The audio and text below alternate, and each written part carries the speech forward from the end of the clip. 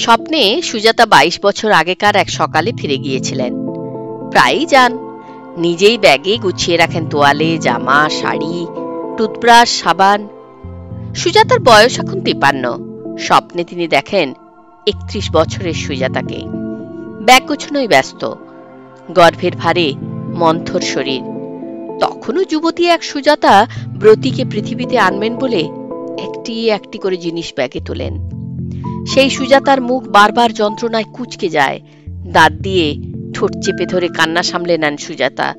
স্বপ্নের সুজাতা, ব্রতী আসছে। সেদিন রাত 8টা থেকেই যন্ত্রণা শুরু হয়েছিল। হেম অভিজ্ঞের মতো বলেছিল, পেট নাবুতে নেমেছে মা, আর দেরি নেই। হেমই ওর হাত ধরে বলেছিল, ভালো ভালোতে দুজনেই দুঠাই হয়ে ফিরে এসো। যন্ত্রণা হচ্ছিল, ভয়ানক যন্ত্রণা। যে কোনো সময়ে সন্তান হতে পারে বলে সুজাতা আগের দিন থেকেই নার্সিংহোমে। জ্যোতির বয়স তখন 10, নিপার 8, তুলির 6। শাশুড়ি সুজাতার কাছেই ছিলেন, মনে আছে। জ্যোতির বাবা শাশুড়ির একমাত্র সন্তান। একটি সন্তান হতেই শাশুড়ি বিধবা। সুজাতার সন্তান হওয়া দেখতে পারতেন না তিনি। ভয়ঙ্কর বিদ্বেষের চোখে তাকাতেন। ঠিক সন্তান হবার সমসমকালে চলে যেতেন বোনের বাড়ি, সুজাতাকে অকুলে ভাসিয়ে। স্বামী বলতেন, মা অত্যন্ত নরম, বুঝলে, তিনি এসব দেখতে পারেন না, যন্ত্রণা টন্ত্রণা চেঁচামেচি। অথচ সুজাতা চেঁচাতেন না, কাতরাতেন না কখনো। দাঁতে ঠোঁট চেপে ধরে ছেলে মেয়েদের বিলি ব্যবস্থা করতেন। সেবার শাশুড়ি এখানে ছিলেন, কেননা বোন কলকাতায় ছিলেন না। জ্যোতিদের বাবা কানপুর গিয়েছিলেন কাজে, মনে আছে। দিব্যনাথ জানতেনও না মা থেকে যাবেন এবার, থাকেন না, এবার থাকবেন না, এই জানতেন। তবু সুজাতার জন্য ব্যবস্থা করে যাননি দিব্যনাথ, কোনোদিনই করেননি। সুজাতা বাথরুমে গিয়ে যন্ত্রণায় কেঁপে ওঠেন। ভয় পেয়ে যান রক্ত দেখে, নিজেই সব গুছিয়ে নেন। ঠাকুরকে বলেন ট্যাক্সি আনতে। নার্সিংহোম চলে যান একা একা। ডাক্তার খুব গম্ভীর হয়ে গিয়েছিলেন, ভয় পেয়েছিলেন খুব। সুজাতার চোখ যন্ত্রণায় ঝাপসা হয়ে যাচ্ছিল, যেন চোখের ওপর কাজ ঢেকে দিচ্ছিল কে, অস্বচ্ছ কাজ। জোর করে চোখ খুলে ডাক্তারের দিকে চেয়ে সুজাতা বলেছিলেন, অ্যাম আই অল রাইট? নিশ্চয়ই। চাইল্ড, আপনি ঘুমন, কি করবেন? অপারেশন। ডাক্তারবাবু, চাইল্ড? আপনি ঘুমন, আমি তো আছি। একা এলেন কেন? উনি নেই। সুজাতা অবাক হয়েছিলেন। তিনি তো আশাই করেননি কলকাতায় থাকলেও দিব্যনাথ সঙ্গে আসবেন। ডাক্তার কেন আশা করেন? দিব্যনাথ সঙ্গে আসেন না, সুজাতাকে নিয়ে যান না সময় হলে। নবজাতকের কান্না শুনতে হবে বলে তেতালায় ঘুমন। সন্তানদের অসুখ হলেও রাতে খোঁজ নেন না। তবে দিব্যনাথ লক্ষ্য করেন, সুজাতাকে লক্ষ্য করে দেখেন আবার মা হবার যোগ্য শরীর হচ্ছে কিনা সুজাতার। টনিক খাচ্ছ তো? গাঢ়, যেন কফ বসা গলায় জিজ্ঞেস করেন দিব্যনাথ। কামনায় অস্থির হলে ওর গলায় যেন কফ জমে থকথকে হয়ে যায় স্বর। সুজাতা জানেন দিব্যনাথকে। দিব্যনাথ তার শরীর স্বাস্থ্যের খোঁজ নিবার একটি অর্থই হতে পারে। ডাক্তার কি করে জানবেন দিব্যনাথকে? সুজাতাকে ওষুধ দেন। ওষুধে ব্যথা কমেনি। সেই সময়ে সহসা সুজাতার মনে ভীষণ ব্যাকুলতা এসেছিল সন্তানের জন্যই। তুলি হবার পর 6 বছর কেটে যায় প্রায়। অনেক কষ্টে সুজাতা নিজেকে রক্ষা করেছিলেন, শেষ রাখতে পারেননি। তাই অশ্লীল অসুচি লেগেছিল নিজেকে নমাস ধরে।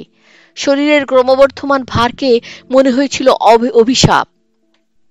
কিন্তু যখন বুঝলেন তার আর সন্তানের জীবন সংশয় হতে পারে, তখনই বুক ভরে উঠেছিল ব্যাকুল মমতায়।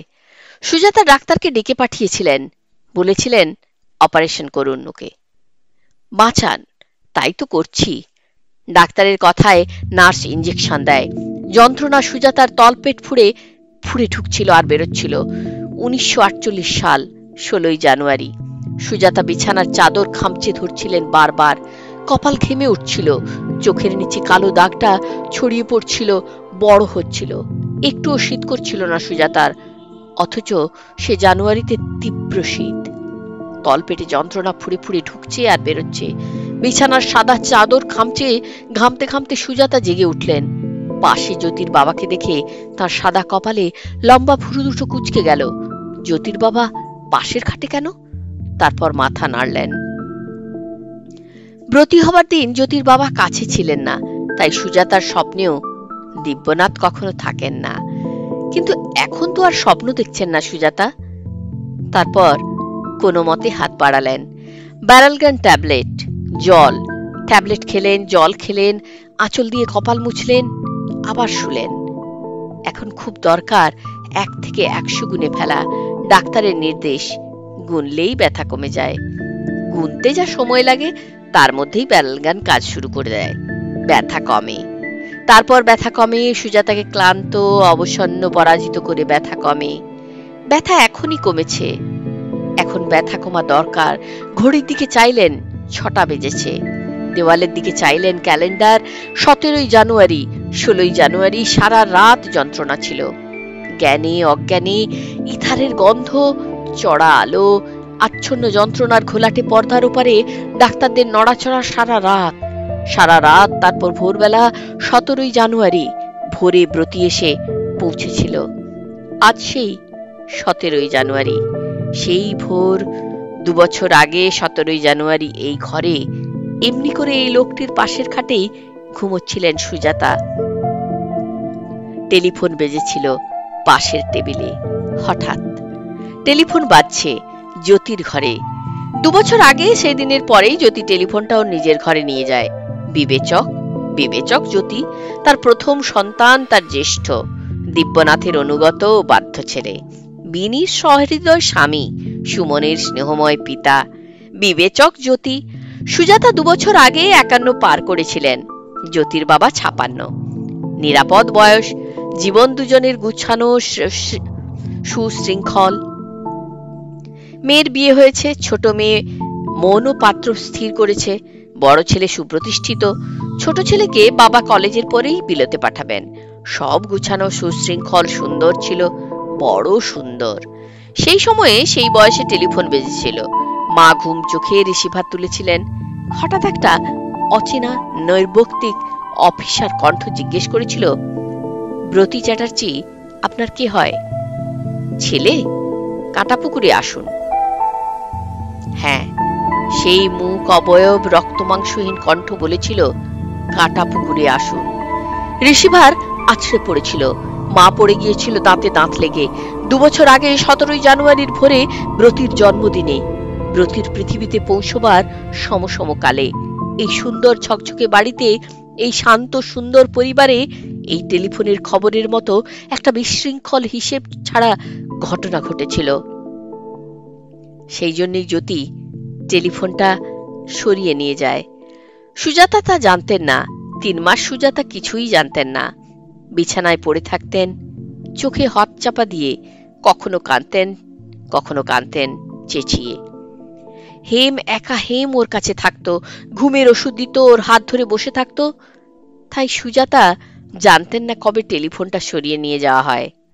3 মাস বাদে সুজাতা আবার ব্যাংকে যেতে শুরু করলেন। আবার জ্যোতি, নিপা আর তুলির সঙ্গে সহজভাবে কথা বললেন। জ্যোতির ছেলে সুমনের পেন্সিল কেটে দিলেন। জ্যোতির স্ত্রী বিনিকে বললেন, আমায় কালো পাড় শাড়িটা কি কাচতে দিয়েছ? জ্যোতির বাবা যখন বোম্বে গেলেন তখন তার সুটকেস এসবগুলির ভুসি দিয়ে দিলেন। এমনি করেই কখন স্বাভাবিক হয়ে গেল, সব সহজ হয়ে গেল। তখন সুজাতা লক্ষ্য করলেন টেলিফোনটা তার ঘর থেকে জ্যোতির ঘরে নিয়ে যাওয়া হয়েছে। দেখেই ওর ভুরু কুঁচকে গিয়েছিল। জ্যোতির বুদ্ধি এত কম। মাথা নেড়েছিলেন বারবার জ্যোতির নির্বোধিতা দেখে। এখন তো আর কোনো টেলিফোন আসবে না। জ্যোতির বাবার নিজস্ব চার্টার্ড অ্যাকাউন্টেন্সির অফিস, জ্যোতি ব্রিটিশ নামাঙ্কিত ফার্মে মেজর সাহেব, নিপা বড় মেয়ের বর, কাস্টমসে বড় অফিসার, তুলি যাকে বিয়ে করেছে সেই টনি কাপাডিয়া নিজে এজেন্সি খুলে সুইডেনে ভারতীয় সিল্ক বাটিক কর্পোরেট, পেতলের নটরাজ ও বাঁকুড়ার পোড়ামাটির ঘোড়া পাঠায়। জ্যোতির শ্বশুর শাশুড়ি বিলাতেই থাকেন। এরা কেউ এমন কোনো বেহিসাবি বিপজ্জনক কাজ করবে না যে জন্যে হঠাৎ টেলিফোন আসতে পারে। হঠাৎ কাটাপুকুর মর্গে ছুটে যেতে হবে সুজাতাকে। এরা কেউ এমন বিরোধিতা করবে না যে জন্যে জ্যোতি আর তার বাবাকে ছুটোছুটি করতে হয় ওপর মহলে। কাটাপুকুরে যেতে হয় শুধু সুজাতা আর তুলিকে। এরা কেউ এমন অপরাধ করবে না যে জন্য কাটাপুকুরে পড়ে থাকতে হয় চিত হয়ে। একটা ভারী চাদর সরিয়ে ধরে ডোম ওসি জিজ্ঞেস করে, do you identify your son? এরা সবাই বিবেচক, নিয়ম শৃঙ্খলা মেনে চলে, সৎ নাগরিক। এরা সুজাতাকে তেমন কোনো অবস্থায় ফেলবে না, জ্যোতির বাবাকে বাধ্য করবে না ছুটোছুটি করতে। সত্যি বলতে কি, তার ছেলে এমন কলঙ্কিত ভাবে মরেছে এই খবরটা ঢাকবার জন্য জ্যোতির বাবা দড়ি টানাটানি করে বেড়াচ্ছিলেন। টেলিফোনে খবরটা জানবার পরেই জ্যোতির বাবার প্রথমেই মনে হয়েছিল কেমন করে খবরটা চেপে যাবেন। মনে হয়নি কাটাপুকুরে তার যাওয়াটা বেশি জরুরি। জ্যোতি তাঁরই ভাবাদর্শে গড়া, সেও বাবার সঙ্গে বেরিয়ে গিয়েছিল। সুজাতাকে বাড়ির গাড়ি অবধি নিতে দেননি দিব্যনাথ। কাটাপুকুরে তার গাড়ি দাঁড়িয়ে থাকবে, সে কি হয় যদি কেউ দেখে ফেলে? সেদিন ব্রতির সঙ্গে সঙ্গে সুজাতার চেতনায় ব্রতির বাবারও মৃত্যু ঘটে। ব্রতির বাবার সেদিনের সেই মুহূর্তের ব্যবহার সুজাতার চেতনায় প্রবল উল্কাপাত ঘটায়, বিরাট বিস্ফোরণ। আদিম পৃথিবীতে যেমন ঘটেছিল কোটি কোটি বছর আগে, যেমন বিস্ফোরণে মহাদেশগুলো ছিটকে ম্যাপের দুপাশে সরে গিয়েছিল, মাঝখানের দুস্তর ব্যবধান ঢেকে ফেলেছিল মহাসমুদ্র। দিব্যনাথের সেদিনের ব্যবহারের ফলে দিব্যনাথ জানেন না সুজাতার চেতনায় তিনি মরে গেছেন। অবশেষে সরে গেলেন বহু দূরে। সুজাতার পাশেই শুয়ে থাকেন দিব্যনাথ, কিন্তু জানতে পারেন না মৃত ব্রতির চেয়ে জীবিত দিব্যনাথের মান সম্মানের কথা, নিরাপত্তার কথা বেশি ভেবেছিলেন সেদিন। তাই সুজাতার কাছে তিনি অনস্তিত্ব হয়ে গেছেন। দিব্যনাথের ছোটাছুটি দড়ি টানাটানি সফল হয়েছিল। পরদিন খবরের কাগজে 4টি ছেলের হত্যার খবর বেরোয়, নাম বেরোয়। ব্রতির নাম কোনো কাগজে ছিল না। এইভাবে ব্রতিকে মুছে দিয়েছিলেন দিব্যনাথ, কিন্তু সুজাতা তা পারেন না।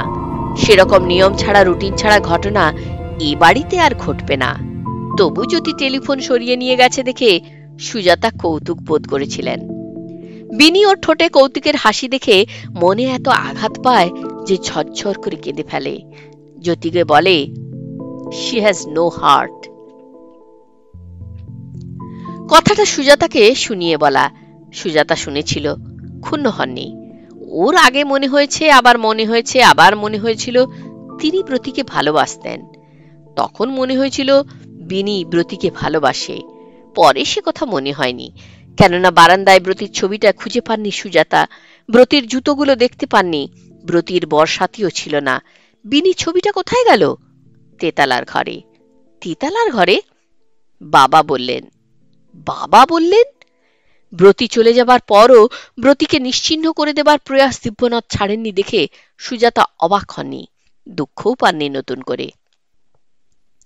শুধু অবসন্ন মনে ভেবেছিলেন দিব্যনাথই বলতে পারেন এমন কথা। কিন্তু বিনি কি না বলে বাধা দিতে পারত না? কোনো কথা না বলে সুজাতা ব্যাংকে চলে যান। ব্যাংকে চাকরি তার বহুদিনের। ব্রতির 3 বছর বয়সে তিনি কাজে ঢোকেন। ব্রতির বাবার আপিসে তখন একটু টালমাটাল যাচ্ছিল। 2টো বড় বড় অ্যাকাউন্ট বেরিয়ে গিয়েছিল হাত থেকে। সেই সময়ে কাজে ঢোকেন সুজাতা। পরিবারের সবাই তাকে খুব উৎসাহ দিয়েছিল।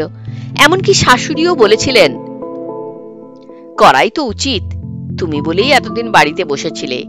দিবুও তো তেমন নয়, তেমন হলে তোমাকে আগেই কাজ করতে পাঠাতো।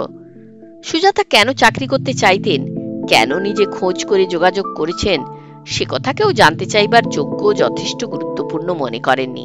সেটা ভালোই হয়েছিল। এ বাড়িতে দিব্যনাথ আর তার মা সকলের মনোযোগ সবসময় আকর্ষণ করে রাখতেন।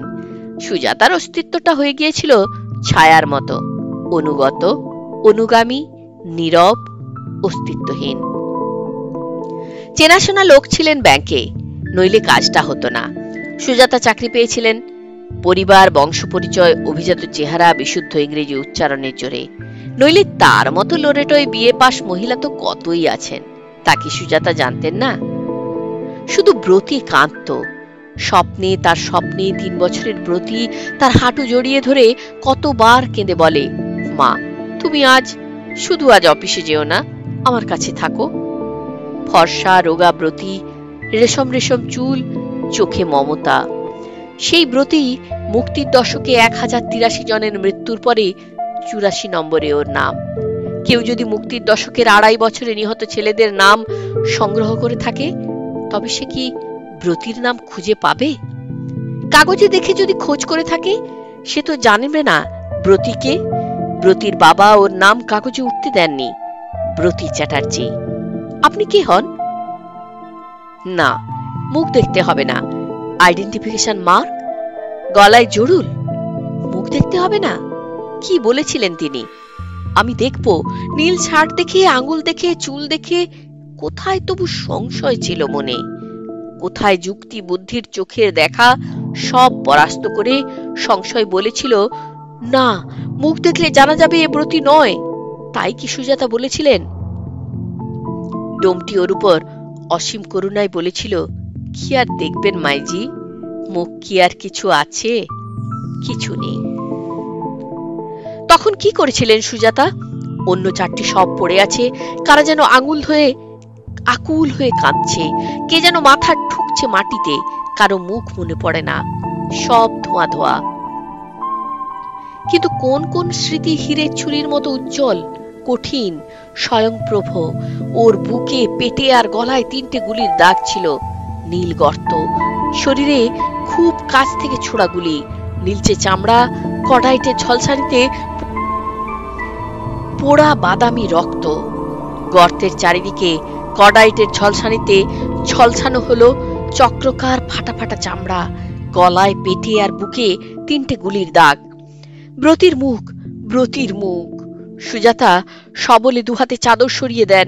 ব্রতির মুখ, শানিত ভারী অস্ত্রের উল্টো পিঠটা দিয়ে ঘা মেরে থ্যাতলানো পিষ্ট ব্রতির মুখ। পেছন থেকে তুলির অস্ফুট আর্তনাদ। সেই মুখই দেখেন সুজাতা ঝুঁকে পড়ে আঙুল বোলালেন, ব্রতি, ব্রতি বলে আঙুল বোলালেন। আঙুল বোলাবার মতো মসৃণ চামড়া ছিল না 1 ইঞ্চিও, সবই দলিত থ্যাতলানো মাংস। তারপর সুজাতাই মুখ থেকে দেন, পেছন ফেরেন, অন্ধের মতো তুলিকে চাপটে ধরেন। ব্রতির বাবা ছবিটা সরিয়ে দিতে বলেছেন। একথা ব্যাংকে যাবার সময়ও মনে ছিল। প্রথম দিন ব্যাংকে যাবার সময়ে ব্যাংকে সবাই ওর দিকে তাকাচ্ছিল। হঠাৎ সকলের কথা আস্তে হয়ে গিয়েছিল। তারপর চুপচাপ। এজেন্ট লুথরা এগিয়ে এসেছিল। Madam, so sorry. Thank you. Sujata মুখ তোলেননি। মেম সাহেব, একটা জলের গেলাস। ভিখন এগিয়ে ধরেছিল। সুজাতার পুরনো অভ্যেস, আপিসে এসে জল খান 1 গেলাস। মেম সাহেব। ভিখন আসতে বলেছিল। সুজাতা ওর চোখে বেদনা দেখেছিলেন, মমতা। ভিখন চোখ দিয়ে ওকে জড়িয়ে ধরেন। উনি ওকে জড়িয়ে ধরেছিলেন একদিন, যেদিন ব্যাংকে তার এসেছিল ভিকনের ছেলে ও সুখে মরে গেছে। ভিকনের চোখ থেকে চোখ সরিয়ে নিয়েছিলেন সুজাতা। এখনই উনি ওর সহানুভূতি নিতে পারছেন না। ভিখন, আমায় ক্ষমা করো। ব্রতির মৃত্যু তোর ছেলের মৃত্যুর মতো নয় রে। তোর ছেলের মৃত্যু এমন মৃত্যু, তাতে তোকে দেখলেই তুই যে বেয়ারা তা ভুলে গিয়ে তোকে জড়িয়ে ধরা যায়। ব্রতি তো তেমন করে মরেনি। ব্রতির মৃত্যুর আগে অনেক প্রশ্ন, পরে অনেক প্রশ্ন, প্রশ্ন চিহ্ন, সরাসরি প্রশ্ন চিহ্নের মিছিল। তারপর সব প্রশ্ন অমীমাংসিত থাকতেই, একটি প্রশ্নের উত্তর না মিলতেই হঠাৎ ব্রতি চ্যাটার্জির ফাইল বন্ধ করে দেওয়া হয়। তুই আমাকে মাফ কর ভিখন। সারা দিন যন্ত্রচালিতের মতো কাজ করেছিলেন। সন্ধ্যায় ব্রতির বাবা বাড়ি ফিরতেই জিজ্ঞেস করেছিলেন, তুমি ব্রতির ছবি তেতালায় সরিয়ে দিতে বলেছ? হ্যাঁ। ব্রতির জুতো? হ্যাঁ। কেন? কেন? দিব্যনাথ নেড়েছিলেন। কেন ব্রতির জিনিসপত্র সরিয়ে দেওয়া দরকার? কেন ব্রতির অস্তিত্ব, স্মৃতিচিহ্ন মুছে ফেলা দরকার? তা যদি সুজাতা না বোঝেন, কে তাকে বোঝাবে? দিব্যনাথ কথা বলেননি। তেতালার ঘর কি চাবি বন্ধ? হ্যাঁ। চাবি কার কাছে? আমার কাছে। দাও। চাবিটা হাতে নিয়ে উঠে গিয়েছিলেন সুজাতা। তেতালার ঘরে ব্রতি ঘুমতো। 8 বছর থেকে ওই ব্যবস্থা। প্রথমটা একা শুতে চাইতো না। একলা শুতে ওর ভয় ভয় করত। সুজাতা বলেছিলেন, ঠিক আছে, হেম মেঝেতে শোবে। দিব্যনাথ রেগে যান। জ্যোতির বেলা সুজাতার এই দুর্বলতা ছিল না, নিপা আর তুলির বেলাতেও নয়। এইসব কথা বলেন। সুজাতা বলেছিলেন ওদের বেলাতে ওর আপত্তি ছিল, কেননা ওরাও ভয় পেত। কিন্তু তখন দিব্যনাথ যা বলেছেন তার অন্যথা হতে পারে এই সুজাতা জানতেন না। ভয় পেত ব্রতী, খুব ভয় পেত। অত্যন্ত কল্পনাপ্রবণ শিশু যেমন ভয় পায়, রাতে হরিধ্বনি শুনে ভয় পেত, দিনে বহুরূপী ডাকাত সেজে এসে চেঁচালে ভয় পেত, তারপর একদিন ওর সব ভয় চলে যায়। এখন তো ব্রতী সব ভয় আর অভয়ের বাইরে। ছোটবেলা থেকে মৃত্যুর কবিতা বড় প্রিয় ব্রতীর। তাই তো সুজাতার স্বপ্নে 7 বছরের ব্রতী পা ঝুলিয়ে কবিতা পড়ে।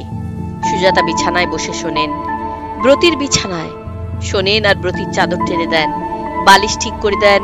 কখনো ব্রতী ঘুমিয়ে পড়ে। ভয় কাতুরে ছিল সে সবচেয়ে। সেই খুলেছে আধার ঘরের চাবি। কখনো বা স্বপ্নে দেখেন ব্রতী শিশু বইটা নিয়ে ঘুরঘুর করে পড়ছে।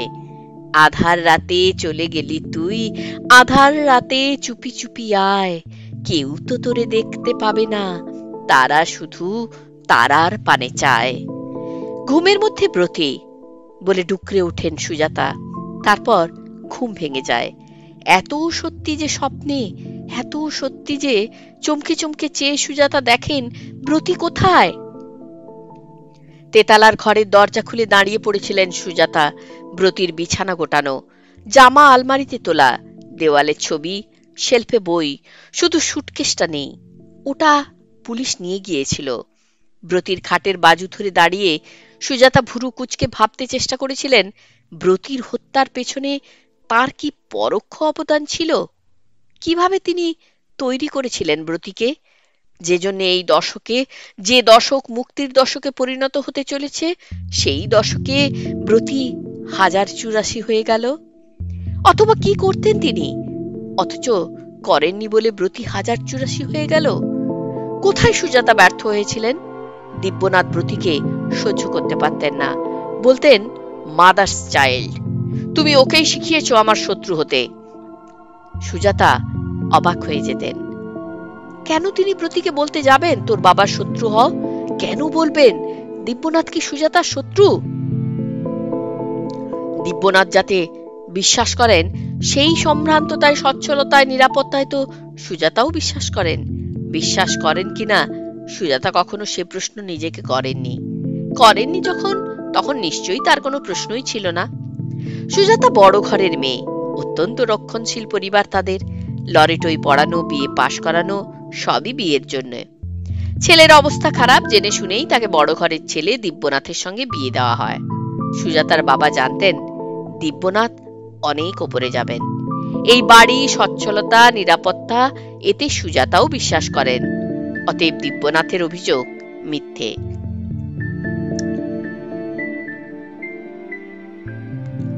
যদি দিব্যনাথের অভিযোগ মিথ্যে হয়, তাহলে শুধু এই প্রমাণ হয় যে সুজাতা ব্রতীকে দিব্যনাথের শত্রু হতে বলেনি।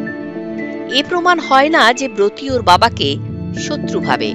ব্রতী যে দিব্যনাথকে সহ্য করতে পারে না সে তো সুজাতাও জানেন, ভালো করেই জানেন। কেন ব্রতী? দিব্যনাথ চ্যাটার্জি একক ব্যক্তি হিসেবে আমার শত্রু নন, তবে উনি যেসব বস্তু ও মূল্যে বিশ্বাস করেন সেগুলোতেও অন্য বহুজনও বিশ্বাস করে। এই মূল্যবোধ যারা লালন করছে সেই শ্রেণীটাই আমার শত্রু। উনি সেই শ্রেণীরই একজন। কি বলিস তুই ব্রতী? বুঝি না। বুঝতে চেষ্টা করছো কেন? বোতামটা লাগাও না। ব্রতী, তুই খুব অন্যরকম হয়ে যাচ্ছিস। কি রকম? বদলে যাচ্ছিস। বদলাবো না? কোথায় ঘুরিস সারাদিন? আড্ডা দি? কাদের সঙ্গে? বন্ধুদের। নে তোর জামা।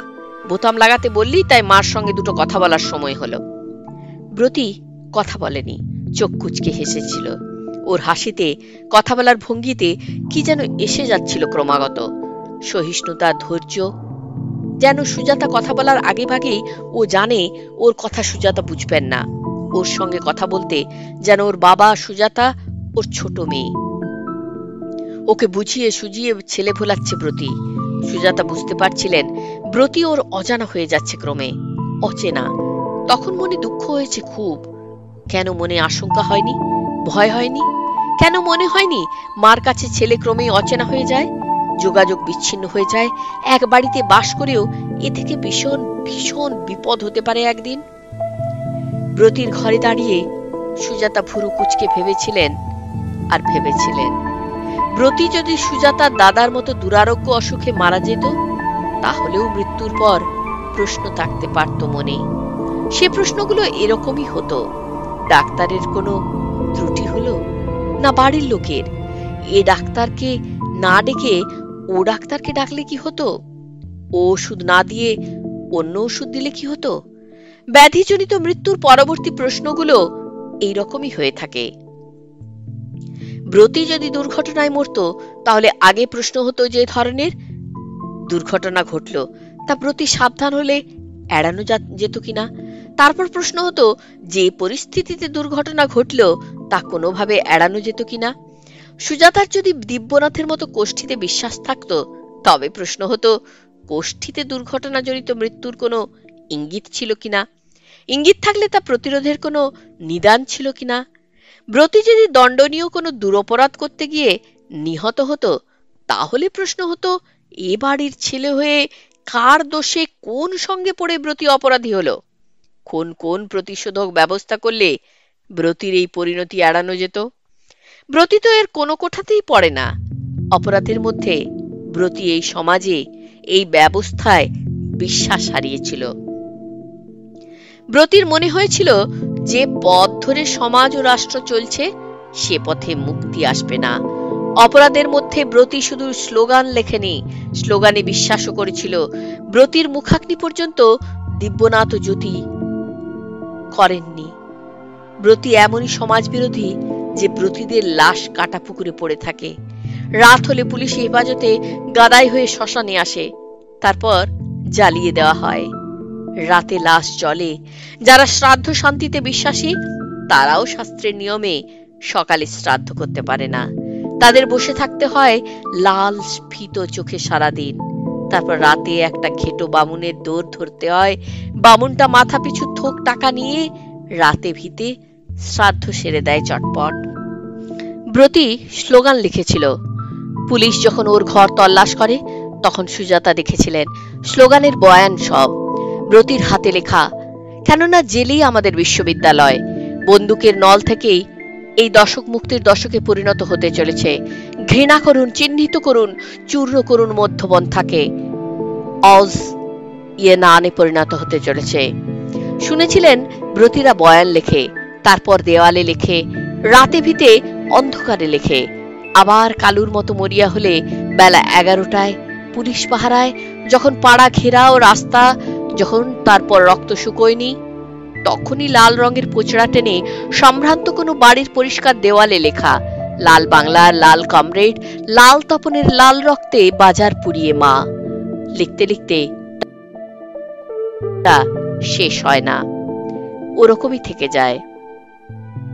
ব্রতিরা এই এক নতুন জাতের ছেলে। স্লোগান লিখলে বুলেট ছুটে আসে জেনেও ব্রতিরা স্লোগান লেখে। কাটা পুকুর যাবার জন্য হুড়োহুড়ি লাগিয়ে দেয়। সুজাতা ব্রতিকে কোন রকম অপরাধের কোঠাতে ফেলতে পারেননি।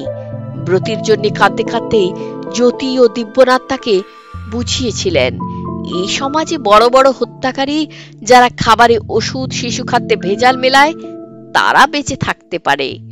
এ সমাজে নেতামের জনগণকে পুলিশের গুলির মুখে ঠেলে দিয়ে বাড়ি গাড়ি পুলিশ পাহারায় নিরাপদ আশ্রয়ে বেঁচে থাকতে পারে। কিন্তু ব্রতি তাদের চেয়ে বড় অপরাধী। কেননা সেই মুনাফাখোর ব্যবসায়ী ও স্বার্থান্ধ নেতাদের ওপর বিশ্বাস হারিয়েছিল। এই বিশ্বাসহীনতা যে বালক, কিশোর বা যুবকের মনে ঢুকে যায়, তার বয়স 12, 16, 22 যাই হোক, তার শাস্তি নিশ্চিত মৃত্যু। আর যারা মেরুদণ্ডহীন সুবিধাবাদী হাওয়া বদল বুঝে মত বদলানো শিল্পী, সাহিত্যিক, বুদ্ধিজীবীর সমাজকে বর্জন করে। তাদের শাস্তি মৃত্যু। সবাই তাদের হত্যা করতে পারে। সব দল ও মতের লোকেদের এই দল ছাড়া তরুণের হত্যা করার নির্বাদ ও গণতান্ত্রিক অধিকার আছে। আইন, অনুমতি, বিচার লাগে না। একা অথবা যূথবদ্ধভাবে এই বিশ্বাসহীন তরুণদের হত্যা করা চলে। বুলেট, ছুরি, দা, বর্ষা, সড়কি, যে কোনো অস্ত্রে, যে কোনো সময়ে, শহরের যে কোনো অঞ্চলে, যে কোনো দর্শক বা দর্শকদের সামনে। জ্যোতি আর দিব্যনাথ এসব কথা সুজাতাকে পাখি পড়া করে বোঝান, কিন্তু সুজাতা মাথা নেড়েছিলেন না। ব্রতির মৃত্যুর আগের প্রশ্ন হলো, কেন ব্রতি বিশ্বাসহীনতার ব্রতকে প্রচন্ড বিশ্বাস করেছিল?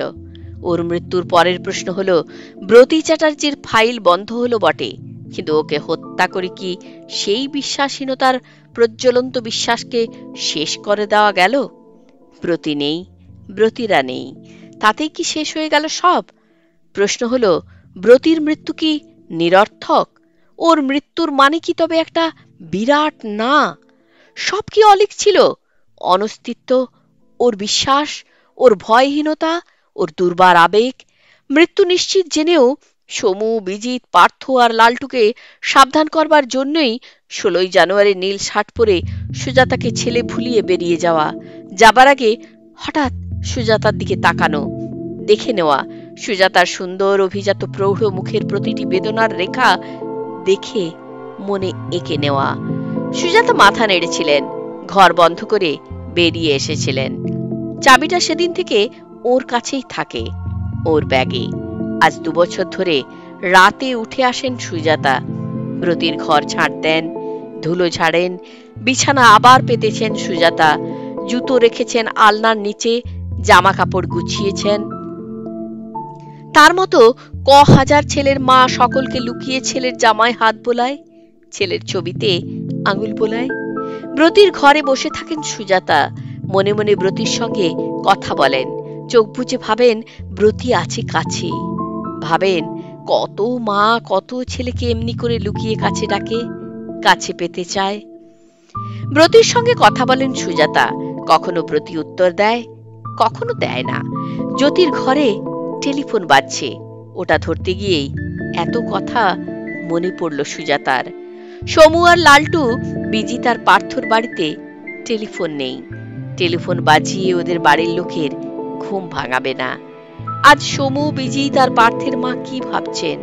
আজ সকালে বিনি শ্লথ পায়ে নাইলের নাইটি পরে দরজা খুলে দিল। ওর চোখে মুখে বিরক্তি। এত তাড়াতাড়ি বিনি ঘুম থেকে উঠতে চায় না, ওর ঘুম ভাঙে না। নিয়মিত ঘুম আর বিশ্রাম জ্যোতি আর বিনির খুবই দরকার। অত্যন্ত প্রেমাসক্ত সুজাতার বড় ছেলে আর বউ। সুমনের 8 মাস বয়স থেকেই অবশ্য ওদের খাট ও বিছানা আলাদা, তবু ওরা অত্যন্ত প্রেমাসক্ত দম্পতি বলে নাম আছে। রক্ত মাংসের সুখকে সুজাতা খুব দামি বলে জানতেন।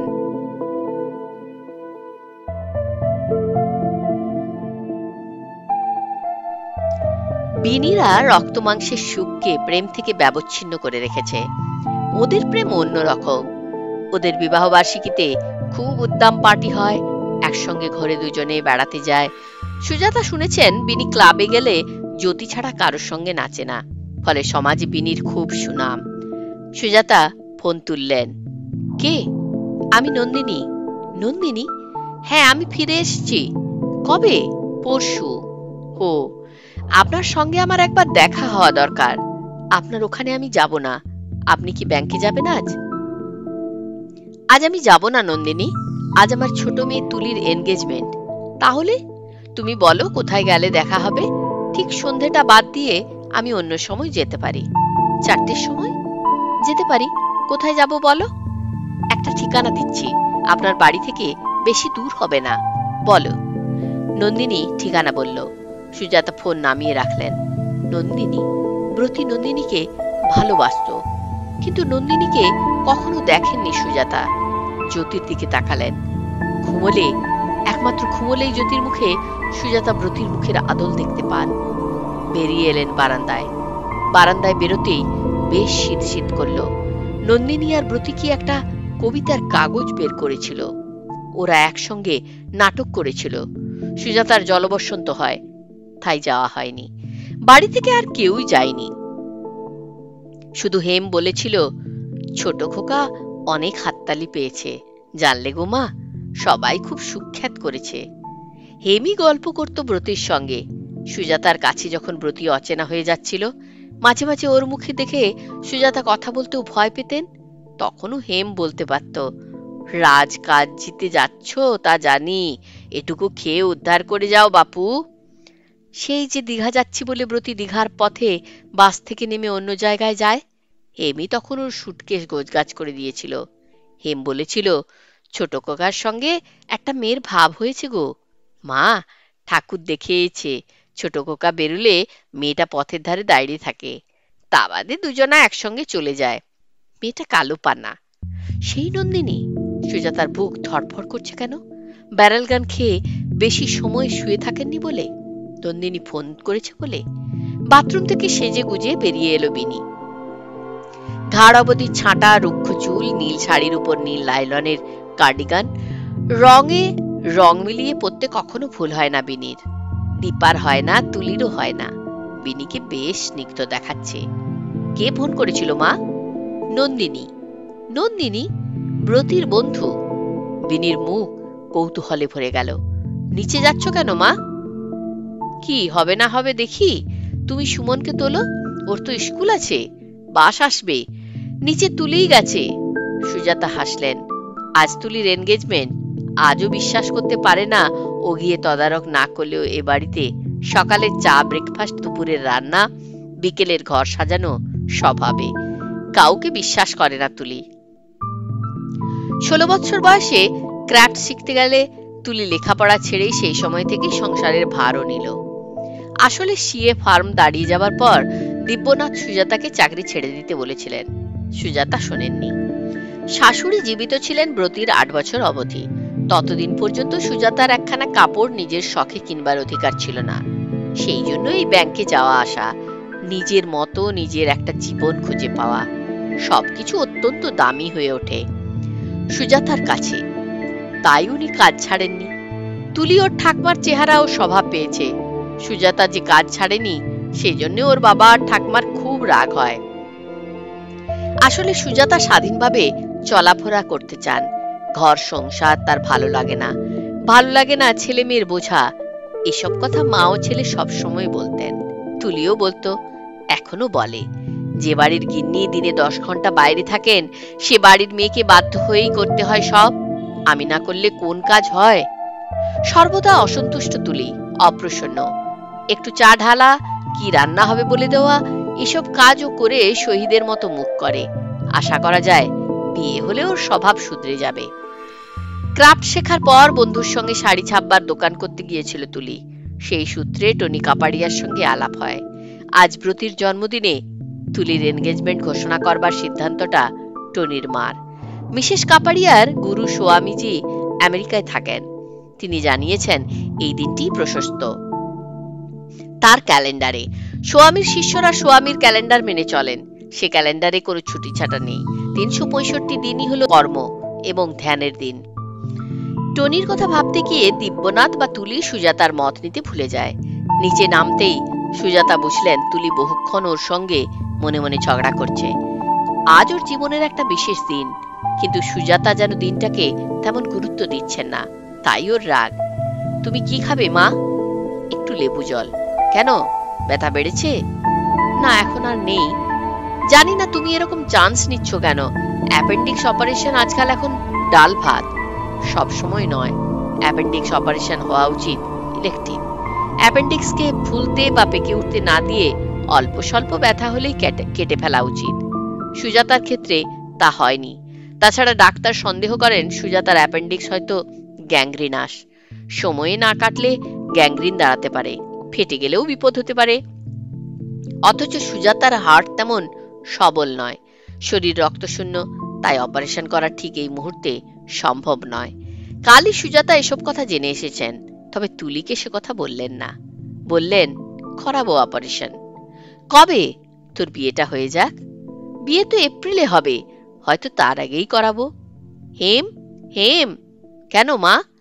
আমায় একটু লেবু জল দিও। সুজাতা টেবিলে বসলেন। এত ভোরে কে ফোন করেছিল? নন্দিনী। তুলির মুখ লাল হলো, ভুরু কুচকে গেল অসন্তোষে। ও ঘটাং ঘটাং করে টিপটের ভেতরে চামচ নেড়ে দেখল লিকার কতটা গাঢ় হলো।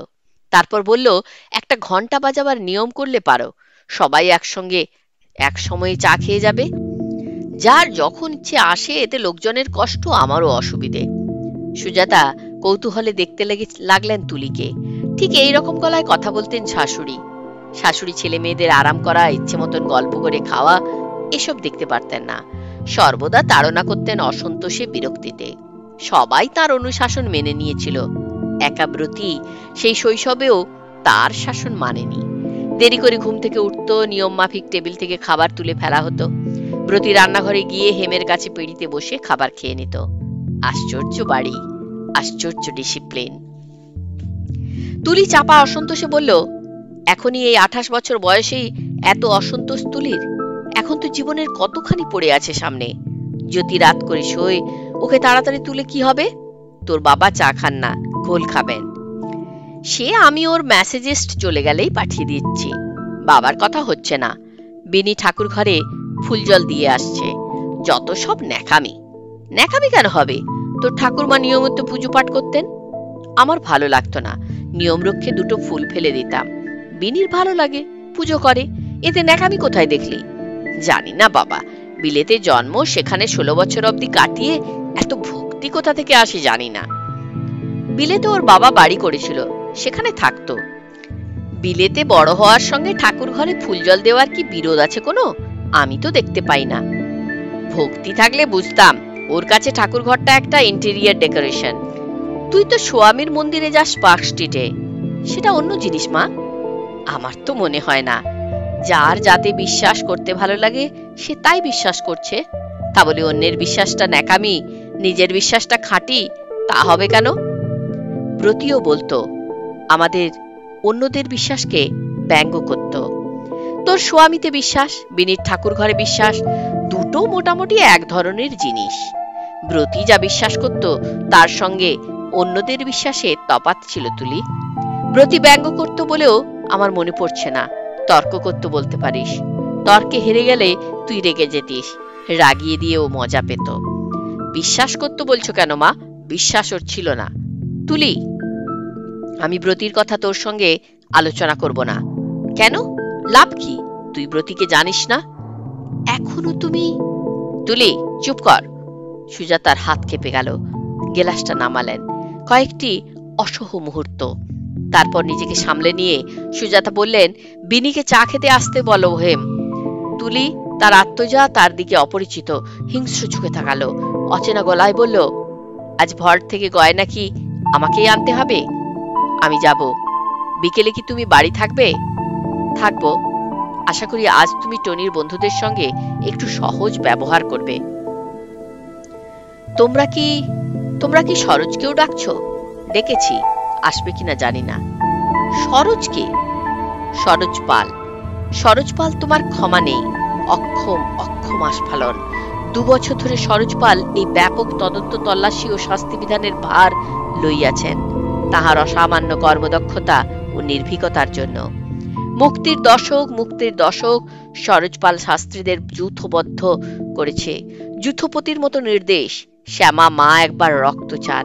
সরোজ পাল, সুন্দর চেহারা, সুন্দর হাসি, সুন্দর উচ্চারণ। Yes Mr Chatterjee, I quite assure you. Mrs Chatterjee, আমি জানি আমারও মা আছেন। Saroj Pal, yes, search the room. না মিসেস চ্যাটার্জি, আপনার ছেলে সন্তান হয়ে মার কাছে মিছে বলেছিল, দীঘায়ও যায়নি। Broke his journey, misguided youth. Yes, ও cancerous growth on the body of democracy. না মিস্টার চ্যাটার্জি, কোনো কাগজে বেরোবে না। আপনি টনির ভাবি শ্বশুর, টনি আমার। সরোজ পাল, তুমি সুজাতাকে দেখেছ? এনাফ ইজ এনাফ মা। আজ 2 বছর ধরে বাড়িটাকে তুমি কবর করে রেখেছ। বাবা তোমার সামনে মুখ খোলেন না। দাদা অপরাধীর মতো।